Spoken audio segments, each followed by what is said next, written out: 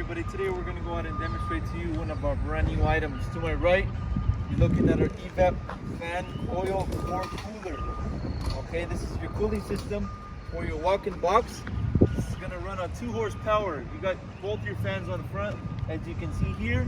Now if you follow me over to the back, you can locate the sticker with all the specs on this Evap fan coil, okay, for cooler.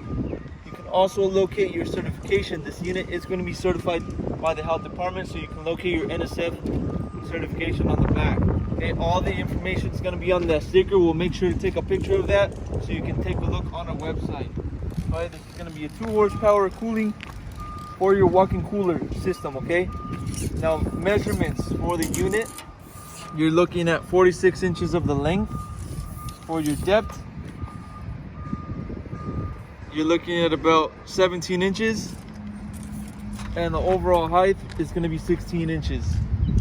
Okay, measurements for your Evap fan coil.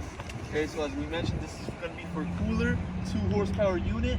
If you're interested in one of these units, go on our website, coolerdepot.usa.com. We'll update more information on the website, including the price for this exact one. If you have any other questions, you can also give us a call. We'll help you guys out with any questions you guys might have. Thank you for watching.